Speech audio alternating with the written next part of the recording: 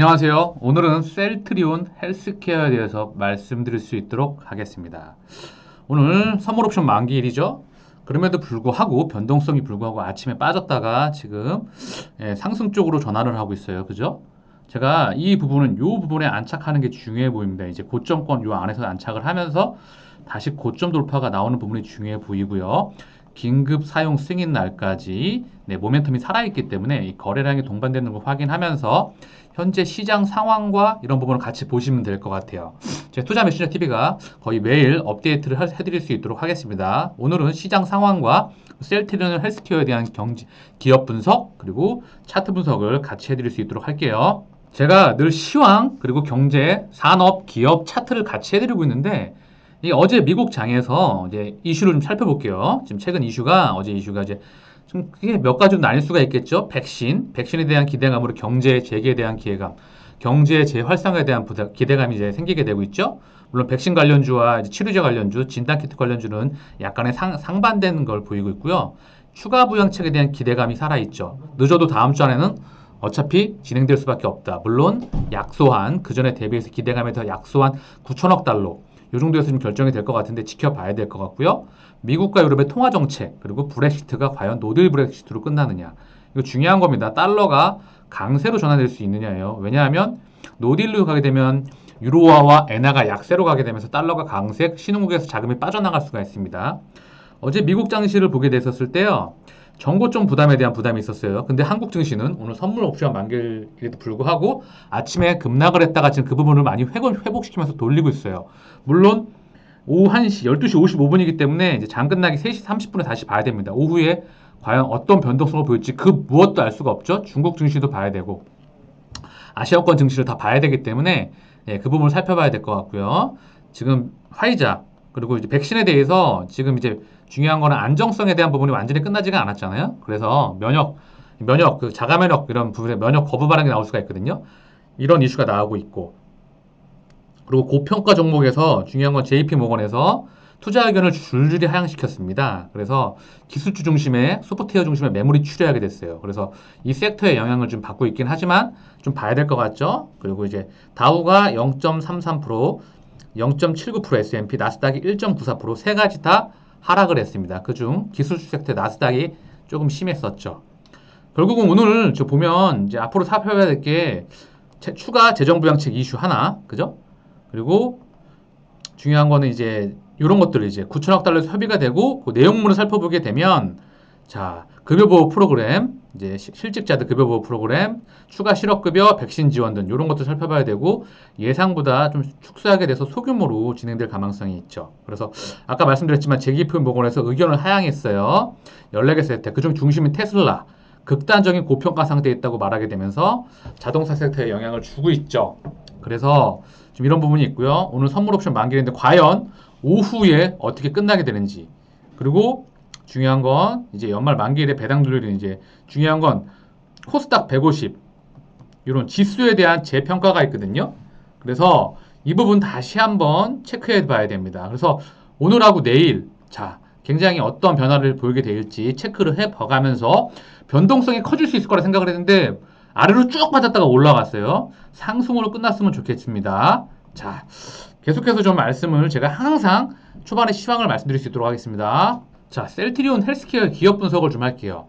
제가 말씀드렸죠. 최소 10년 이상, 15년 이상, 정말 많게는 20년 가까이 동행해도 무방할 만큼 정말 훌륭한 경쟁력을 가지고 있습니다. 매년 바이오 시밀러가 이 세계에서 4개 출시를 목표로 하고 있죠. 예상도 되고 있지만 정말 연평균 30% 이상 숫자로 찍어내가면서 안전하게 성장해낼 수 있는 기업이 과연 한국에 몇 개나 있겠습니까? 캐시카우를 창출해 나가면서 셀트리온은요 바이오 시밀러로 캐시카우를 창출해가지고요 여기서 돈을 벌어서 바이오薬품 신약에 돈을 투자하고 있죠. 그리고 케미컬도 이제 같이 인수를 해가면서 중요한 건 글로벌 종합 다국적 제약회사로 변모해가는 중입니다. 이제 그죠? 이미 처음에 CMO로 시작했습니다. 이 CMO가 뭐냐면 의류의 OEM, ODM이라고 보시면 돼요. 이해 쉽죠? 그래서 항체 바이오 시밀러를 세계 최초로 개발했습니다. 서정진 회장과 그 연구자들이요. 그죠? 그때 음모를 흘리면서 정말 틀렸던 부분이 있었는데 항체 바이오 약품 복제약. 복제약이 아니에요. 사실 비슷하기 때문에 똑같이 만드는 게 불가능하기 때문에 바이오 시밀러 비슷하다고 말을 한 겁니다. 그래서 처음부터 타켓은 한국이 아니었어요. 처음부터 타켓은 전 세계를 상대로 했었습니다. 그죠? 그래서 유럽을 뚫어나가면서 지금 미국 같이 뚫어나가면서 램시마, 트룩시마, 허주마 이 3인방을 중심으로 해서 계속돼서 바이오 시밀러와 지금 코로나 항체 치료제 그리고 CTP27이라는 종합 항체 치료제 그리고 줄줄이 대기 중에 있죠. 자, 이렇게 앞으로도 기대가 되는 엄청난 기업인데 자, 기업 분석에 대해서 좀 설명을 드리기 이전에 앞서서 오늘은 바이오 산업에 대한 짤막한 이야기를 좀 해드릴게요. 바이오는 0세대부터 3세대가 있거든요. 0세대는 지금 사실 백신이에요, 백신. 그리고 1세대는 제조합 단백질이라고 합니다. 이게 뭐냐면 우리 몸에 호르몬과 효소가 부족해도 병이거든요. 이걸 리필을 해주면 돼요. 이게 인슐린이고 인터페론이고 성장 호르몬이고 적혈구, 백혈구 증식 인자입니다. 이게 1세대 바이오 약품. 그리고 2세대 바이오 약품은 항체예요, 항체. 지금 몸통을 이루고 있죠. 셀트리온이 가장 잘하고 있는 이 항체입니다, 항체. 우리 몸에 호르몬과 효소가 많아도 병이거든요. 잘못하면 자가면역 질환으로 발전하게 됩니다. 이걸 블로킹해서 막아버리는 게 항체입니다. 그죠? 이게 몸통. 3세대는 유전자 치료제와 줄기세포 치료제예요. 이게 3세대라 보시면 되고요. 여기에서 셀트리온이 하고 또 있는 게 있죠. ADC를 하고 있죠. 컨주게이션. 그죠? 항체 약물, 항체하고 케미칼하고 융합된 항체 약물 결합체. 이것도 굉장히 한지 오래됐죠. 그죠? 그리고 이제 SC 제형. 이것도 하고 있죠. 램시마에다 장착을 해가지고 바이오 베터, 바이오 플래톤 기술이라고도 합니다. 요거는 2.5세대 기술이라고도 해요. 자, 이 바이오 업황 중에서 항체에 대해서 세계적인 경쟁력을 가지고 있기 때문에 세계 시장을 지금 뻗어나가면서 이걸로 캐시카우로 신약을 벌어나가면서 케미칼을 같이 합병해서 다국적 기업으로 가는 이제 성장기를 넘어서 이제 폭발적인 성장을 해나가는 그런 기업입니다. 자, 그렇습니다. 그래서 자, 또 말씀을 한번 좀 들어볼게요. 셀트리온 헬스케어는 이 셀트리온이 연구 개발 생산하는 거를 가지고 전 세계에 팔아내는 회사예요. 전 세계 판권을 가지고 있는 회사죠. 셀트리온의 매출을 확정지어주기도 하는 회사이고요. 그죠?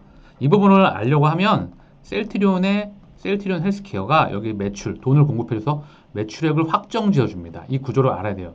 여기서 예전에 이슈가 많았죠. 공매도 애들이 이거 계열사 부당 제출이다, 뭐 부당 지원이다, 뭐 이런 말도 안 되는 소리를 해왔던 적이 있었는데 자, 차후 계속해서 말씀드리겠습니다. 셀트리온 삼형제에 대해서 먼저 셀트리온 헬스케어부터 시가총액 23조, 코스닥 1위죠. 코스닥에서 압도적이죠. 코스피로 상장 이전 이슈가 있어요. 그죠? 사실 이 PER은요. 앞으로 계속해서 폭발적인 성장세를 이어나가기 때문에 아마 이 퍼가 계속 유지될 것 같아요. 그리고 이제 영업이익률과 매출액을 보게 되면 자, 폭발적으로 성장하고 있죠. 연평균 20%에서 30% 가까이 거의 성장을 합니다. 올해는 더 크게 될 것 같죠? 70% 가까이. 영업이익률도 폭발적인 성장을 해요. 순이익도 압도적이죠. 그죠? 이렇게 폭발적인 성장률을 보이고 있습니다. 그죠? 앞으로가 지금보다 코로나 항체 치료에 대한 기대감이 있지만 지금보다 앞으로가 더 기대가 되는 그런 기업이다. 라고 보시면 되겠습니다. 하지만 우리는 이런 훌륭한 펀더멘틀, 주가가 앞으로 더 기대가 되지만 리스크, 항상 투자는 냉철하고 또 긍정적으로, 부정적으로 봐서도 안 됩니다. 냉철하게, 냉철하게 투자를 해야 되죠. 그죠? 주가가 좀 많이 튀었죠. 그러니까 이 부분에서 안정적으로 놀다가 다시 올라갈 우리는 기대해야 되는 거죠. 그죠? 자, 그래서 또 한번 살펴볼 수 있도록 할게요. 자, 리스크라고 그럴 수 있는 게 뭐가 있을까요? 제가 봤을 때는 대외적인 경제 리스크예요. 사실 경제, 펀더멘탈은 한국 경제와 미국, 유럽, 일본 이런 중국의 경제는 사실 경제가 수축기에 들어간 지 오래입니다. 그리고 증시가 저는 이미 버블에 들어선 지 오래라고 보고 있어요. 그래서 셀트리온 헬스케어 기업 자체의 리스크가 아닌 이 증시, 한국 전체 증시의 리스크 그리고 한국 경제 펀더멘탈, 세계 경제의 펀더멘탈이 언제든지 수축기에 미국 중심으로 해서 이미 2019년도에 수축기에 들어갔어요. 지금은 통화 재정 정책에 의해서 부양 체계에서 꺾여 들어가는 걸 수축되는 걸 억지로 올려놨다가 다시 수축할 수도 있습니다. 그래서 앞으로 통화 정책과 재정 정책이 어떻게 펼쳐지는지를 봐야 되고 지금 증시는 오직 쩐에 의한 장시예요. 물론 수급에 그 기대감이나 실적이 뒷받침되는 종목들이 들어오고 있지만 정말 지금은 실적과 이 주가의 괴리가 거의 사상 최대치에 근접해 가고 있습니다. 한국 코스피, 코스닥 기준으로 말씀을 드리는 거며 전 세계 증시를 기준으로 말씀을 드리는 겁니다. 다만 셀트리온 헬스케어는 펀더멘털이 정말 훌륭한 기업이고요. 그래서 지금 이 미국 중앙은행주 다음번에 설명을 좀 드릴게요. 이 주식 투자는 경제 분석, 산업 분석, 기업 분석, 차트 분석을 늘 같이 해야 된다고 말씀을 드리잖아요. 그죠?